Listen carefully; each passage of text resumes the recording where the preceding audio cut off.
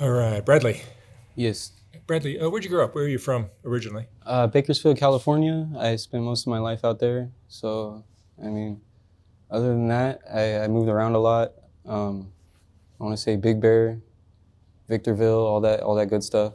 Tell me about your family. My family. I lived with my sister, my mom, and my stepdad. We were kind of poor. But we got through with it. We made it through with what we had to do. So other than that, I mean, I had a pretty good childhood. How far did you go to school? I want to say 11th grade. 11th grade, I dropped out. So I got into like the music and the partying and girls and all that. So I kind of messed that one up. But yeah, I had just met my brother too in high school. He's from another same dad, different mother, but he kind of influenced me to get into traveling and whatnot. Traveling in what way? We were he taught me how to hop freight trains, so we had like a little crew. We got together and got into the community, they call us dirty kids at the time, so it's still a big movement. I want to say San Francisco, they a lot of the time they gather there on Haight Street, if you've heard of it, like Grateful Dead kind of movement kind of thing is still going, so there's a lot of train hopping communities still, and a lot of people don't even know. And drugs are a part of that scene? Uh, somewhat, not as much as anymore. Mostly just like drinkers and stuff. But drugs would make it really hard to travel, because if you become dependent on something like that, you would have to make the effort to look for it, So and it's hard to do in a new place. So And drugs are a part of your life, or um, alcohol, or I was an alcoholic. Yeah, I was an alcoholic. I struggled with drugs a little bit. I want to say heroin for a little while. I ended up getting clean. I got motivated to get clean, get a job, and start my life up. But other than that, yeah. Right now, I'm clean. So I drink here and there, but that's it. and where do you stay? Currently, I'm actually homeless. So I was recently evicted. I got my Section 8, and that whole thing got all messed up. It's just some bullshit, So I'm just out here on the streets, trying to figure out a way to get my housing back, get back on track. You prefer to be housed and stable than train hopping? Um, Honestly, if I could go back and do it again, I probably would, yeah. But other than that, I'd rather settle down, because in the end, we all got to at some point, and it's gonna take its toll on me. You know what I mean? If I want to keep living that life, it's gonna take a toll, because it does. It takes a toll on people. Tell me about train hopping. How was it? Was it Uh, life? it's a beautiful experience, man. It's something you do like. It's hard to explain. Like you see things you don't see like on the road. You know what I mean? Like you don't go. You don't. When you're riding a train, you're not on the road. You're on a track. So you're going through places you never would expect to see.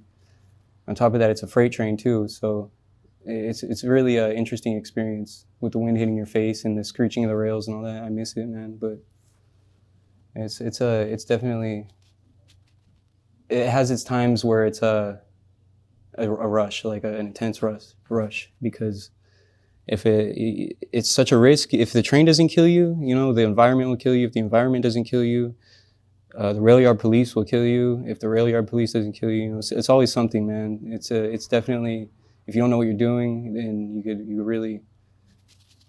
really mess you up. You lose your life. So, I bet you got some stories.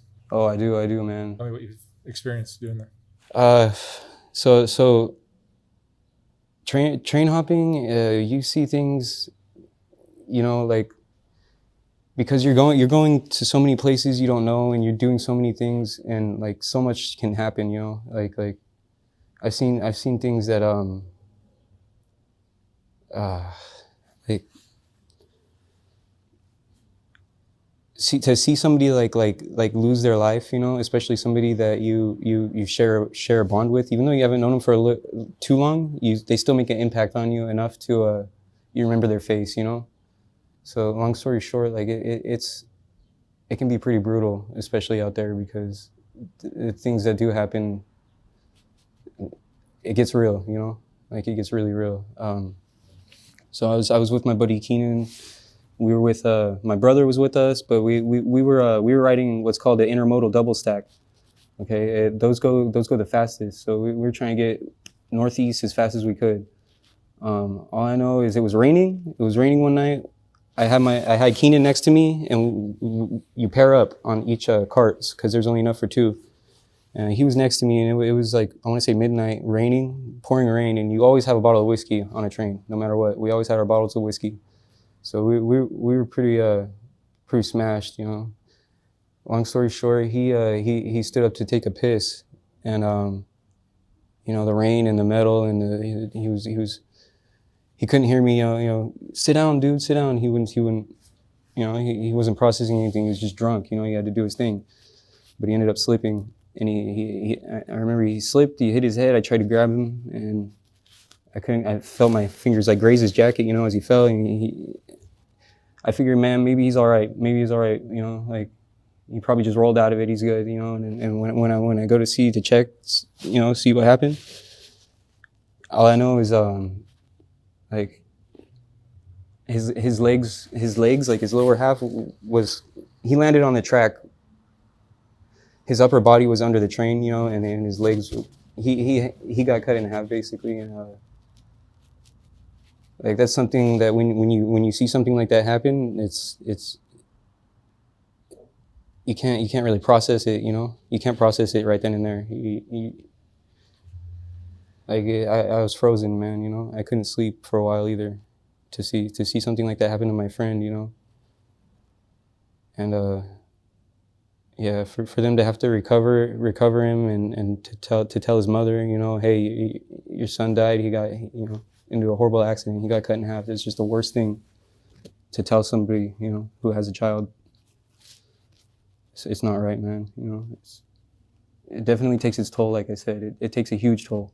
So on top of that, you know, I've had a couple other experiences too. I mean, I want to say it was before that happened when I had ran into some kids. They were new to the experience too, but they didn't know what they were really doing at the time. And it was this couple, and we met in Roseville, I think, Roseville, California. That's a big train town here in Cali. And we were at the rail yard, and I was trying to teach them the ropes and everything. And behind the Walmart is where all the tracks are. That's where everybody goes to hop on. And we stopped and talked to these other train hopping kids. Put it this way, there's a lot of train hopping gangs out there. FTRA isn't around really anymore. It's called Freight Train Riders of America, but they were pretty brutal train gang, you know. So, but they're still train gangs. Don't get me wrong, and they're pretty bad, you know. But we stopped and talked to these dirty kids. Long story short, and I don't remember exactly what we were talking. We were trying to get directions or something, or we're trying to ask him something, and all I know is something didn't look right about him, you know. Something really didn't look right. Like I don't know if it was drugs involved or whatever, but I'm talking like bug-eyed looking dudes, you know, like just weird. Everything just like happens like really fast, you know, in those situations. One guy asked me something, and I said no or something, and he didn't like that, and you know, you got people in your blind spot punching you, you know. I get hit from the side, you know. I see a guy over here getting hit, you know, trying to fight, and not strong enough. There's too many, you know, and you end up getting pinned down. And they pinned us down, and they did things to her, you know, and made kind of just like to bring somebody who they were young, man. They were too young, and they wanted to experience something great, you know, something good. And for me to I felt responsible for that, you know. And I want to say I ruined two young people's lives that just wanted to have fun, man. And What happened? They beat the shit out of us, basically, took our stuff, and they pinned me and old boy down. And look, basically they were raping her, man. Like they raped her. They in turns of raping her, and I mean, that's not really something really easy to say, but I'm trying to be as blunt as I can. And it's a very horrible experience, man. That's horrible. Even though I didn't know them very well, it was still something nobody should ever have to go through or see or experience. Let alone, that's not something that somebody should get out of that, man.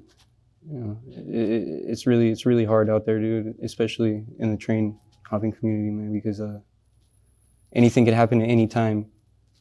When you're hopping freight trains, and you're stopping somewhere, you're somewhere where you're far from home, man. Okay, you're far from home. So these other people, when they see you, nobody's gonna miss you. You're far enough for they could get away. You know what I mean? By the time they get on the train and leave, and the cops show up, whatever happens, they're gone. They're states away. So, I mean, anything could happen. They're fearless out there. It's a terrifying world, man. But I want to say it's worth the experience of the view, the beauty of the things that you see, and the destination. It's not about the destination; it's about the travel. That's what we always say. So, on top of that, you just got to be really careful with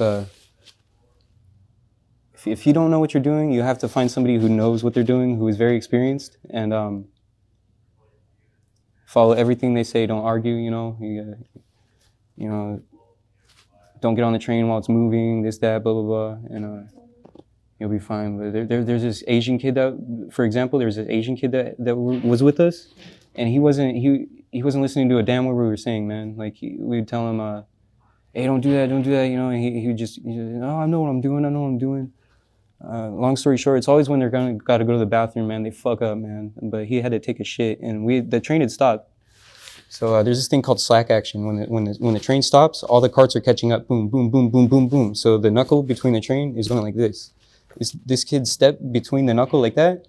At the worst time, I heard it coming, and it clamped his foot, man. And he was wearing these boots, and all I remember is I seen the toes coming out of the top. And there was like a lot of nerves, and it was a sight to see, man. Everybody was frozen, like we didn't know what to do. By the time we got to the conductor to let him know that this guy's stuck, he had bled out. So, yeah, it's just one stupid little mistake, you know what I mean? And you can fuck yourself up or kill yourself, Basically, that's the whole rundown of it, How old are you now? I'm 26. At the time, when I started traveling, I was 18, 19, and I traveled for about 4 years. Yeah, 4 years. So it was like 4 years straight. We went to the East Coast and back, zigzagged through the place. It was a sight, man. New people, new faces. How do you support yourself? Basically, we played music. We had our instruments with us, so we would drop a hat down, and we had like a little band going, we play music, and sometimes we make like $150, in one run. Sometimes we make $60. Usually it was pretty good, it wasn't too bad. We always had our gear with us. We had water, food, everything packed that we needed, and we carried hiking bags. So we had everything we needed, If we were on the train, we were set, you know what I mean? So that was the most important part. Do you have friends? My friends? Do you have friends now? They're all spread out, they're not. It's not the same as it used to be, I'm sure they're still out there traveling too. A few of them, I know they are. But other than that, they're settled down. Some of them, not around anymore. Obviously, some of them might be, strung out on the streets somewhere. I mean, I don't know. But right now, I'm kind of lone wolfing it right now. So. Especially because of a lot of the things that I've seen having people with me, so I just don't want to, the streets is a horrible place, what I mean? It can be a horrible place, man. It's really hostile out there. Definitely. There's things they don't tell you. There's things you don't see on the news, Like, it's pretty messed up. Are you still in contact with your family? My family? Yeah, I speak to my family still, absolutely. Yeah, they don't know that I'm out on the streets right now, but other than that, you know, they're doing good. My mom just bought her first house, so I'm pretty proud for that. You know, What are you afraid of? What do you worry about now? right now I'm worried about if I'm ever gonna get the opportunity to get off the streets, you know, because some people just don't make it, you know, and I want to have a life. You know, that's what I'm worried about, you know, because it'll take its toll. I know it will. If I don't do anything, you know, it'll take its toll, and eventually it does, man. And I've seen it happen. You know, I've met a few people, and they're not around anymore. So If you had your life to live all over again, Bradley, what would you have done differently? if I had my life to live over again, I probably would have. I would have finished school for sure. I would probably be in college right now, or hopefully. You know, I would do it way different. You know, there's things that I seen that I wish I could unsee. You know, that's what gets me the most, man. Is the things that I can't unsee. That's the worst part about it. What have you learned from your years train hopping, being on the street? Life, like the human life, man, is way more precious than anybody knows. Like, people take it for granted. You know, they laugh. It's funny, but you know, it's real. It's serious. You know what I mean? Like you can know this person. You don't know if they're gonna be gone tomorrow. You don't know if you're gonna be gone tomorrow. You know, like anything happens at any given moment. Don't take your life for granted. Basically, you know, just enjoy the little things for what you have. You know, it could always be better, and it could always be worse. That's what I learned, you know, from experience. All right. Bradley, thank you so much for sharing your story. Thank you. Wish you the best of luck from here. Thank you, man. Thanks.